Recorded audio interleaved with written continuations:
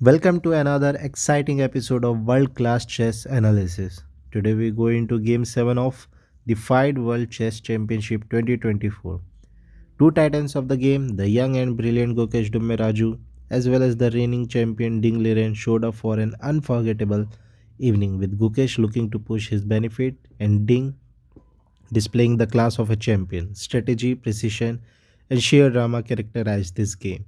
Stay tuned as we dissect every step, find the missed chances, and discover sheer genius of this great battle.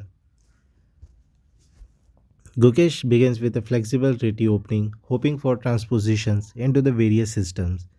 Ding answers classically by taking control of the center. Gukesh prepares to fianchetto, the light squared bishop, which is a Catalan style opening. Ding continues with a symmetrical fianchetto with the aim of controlling the long diagonal.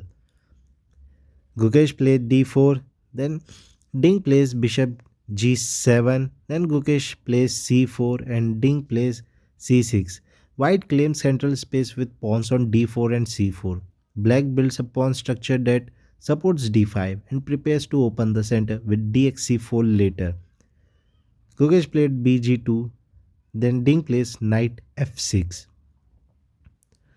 Then both the players complete kingside development and secure their kings. Gukesh plays rook e1, Dings plays dxc4. Black grabs the pawn on c4, initiating an open Catalan structure. This is provocative, offering white long-term pressure in return for an extra pawn. Gukesh plays e4, Dings plays bishop g4. White creates a good pawn center. Black opens up the bishop actively, which wins the f3 knight. This moves pressure white centers immediately. Gukesh plays knight bd2, supports d4. Ding attacks the center with a pawn and advance. Black is going to destroy the pawn chain on d4 and e4. Gukesh plays d5, closes the center, taking some space. Black responds right away with a pawn break to open lines. Gukesh plays h3, then bishop xf3, bishop xf3 retakes, exd5, exd5, knight bd7. White wins the bishop pair but weakens the position a little bit for black's knights. Ding's knights on d7 looks too good, square like c5 or e5.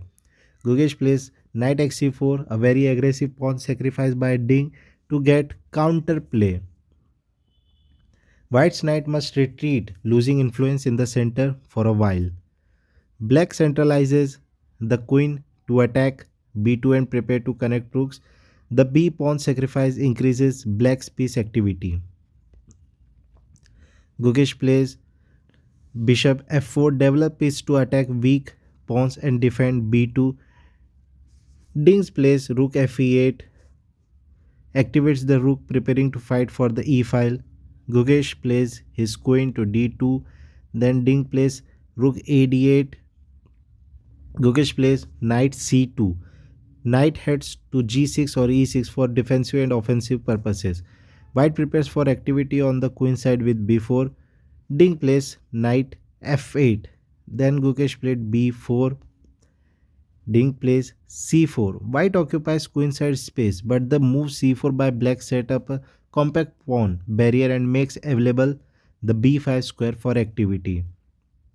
Gukesh plays bishop e3, places the bishop in a good location to threaten key diagonals. Ding queens find activity on the a file while also challenging the d5 pawn. Gukesh plays bd4. Ding captures the rook with rx e1. Gukesh recaptures Ding's rook. Ding plays queen xa2. Gukesh plays rook a1. Then Ding plays queen b3. Gukesh rook a3. Ding queen b1. Then Gukesh plays king g2. Ding plays rook d7. Black retrieves the queen but is pushed into passive position. White dominates the a file and has better piece coordination. Gukesh plays ra5, then queen b3, again ra3, and queen b1. Then again ra5 and queen b3. It's looking like a repetition show. Then again rook x b5. Gukesh breaks the repetition. Then Ding plays queen d3. The repetition shows Ding's discomfort, but Gukesh declines the draw to play for a win. Black regains activity with the queen on d3. A critical moment. White allows black to grab the c2 pawn, but keeps attacking chances. Indian suggests this was a suboptimal move and white start losing some edge. Ding captures the c2. Gukesh plays bishop xf6. Then Ding plays queen f5. Queens are exchanged, transitioning to a rook and pawn endgame. Then again bishops are exchanged. White maintains slight activity due to the bishops pair. Gukesh plays rook c5. Ding plays knight g6. Gukesh plays knight rook c4. Then knight e5. Rook d4. Knight c6. White captures the c4 pawn, but black's knight occupy good squares to counter attack. Gukesh plays rook f4. Ding knight e7. Gukesh b5. Ding king f6. White advances the b pawn with potential passed pawns. Black centralizes the king to prepare for endgame defenses. Then again Gukesh plays his rook to d4. Ding plays h6.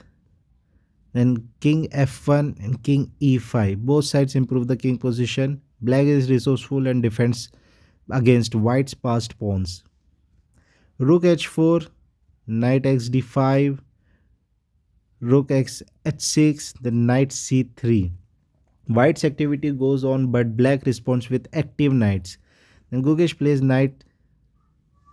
plays his rook to c6 and Ding move his knight to e4. Then Gukesh king move to e1 and Ding plays f6. Black's pawns start advantage, creating threats. White's bishop dominate long diagonals, keeping chances alive. h4, rook d3, bishop d1, f4, gx4, king f4, bishop c2, rook d5. Gukesh activates his pawn, but Ding's counterplay proves sufficient to hold. Then again Gukesh plays rook c4, f5, rook b4, king f3, bishop d1, king g2. White's pawn advance, but black's king maneuvers expertly to defend key squares. Then Gukesh plays rook b3, Ding rook e5, f4, rook e7, rook e3, rook h7, h5, knight f6. Ding's knight dominates the board, neutralizing white's pawns. Gukesh plays rook e5, then Ding plays knight x, h5, rook x, f5, knight g3, then rook f8, rook b7, bishop a4, king f3. Black regains material parity, and the game is drifting toward a draw. Gukesh pushes his pawn to f5, then move king f4. Gukesh plays then Ding knight e4. Gukesh plays bishop to c2. Ding plays knight d6. White pushes the pawn aggressively but cannot convert due to black's resourceful knight. Then Gukesh plays rook d8. Ding moves his king to e5. Then Gukesh moved his bishop to b3. Ding moves his knight to f7. Gukesh moves his rook to d5. King check to Ding's king. Then king moves to f6. Take the final simplification leave both players with equal pawns. Then again Gukesh plays his king to d2. Ding moves his rook to b6. Gukesh moves his bishop to c4, protecting The pawn Ding move his rook to d6, then king move to c3, rook d5, bishop d5, knight d6. White sacrifices the bishop to simplify into a drawish pawn ending. Then Gukesh plays king b4, knight b5, king xb5. Then Ding move his pawn to a6 and king captures Ding's pawn. And in this a balanced position, the players agreed to draw. The conclusion of this game was a fierce positional structure where Gukesh maintained the initiative for most of the game. However, Ding Liren's acute defense helped him to bail out with a draw. Some key movements were Queen f4, where White missed a better continuation, and King e5, the 40th move, where Black found counterplay. Thank you.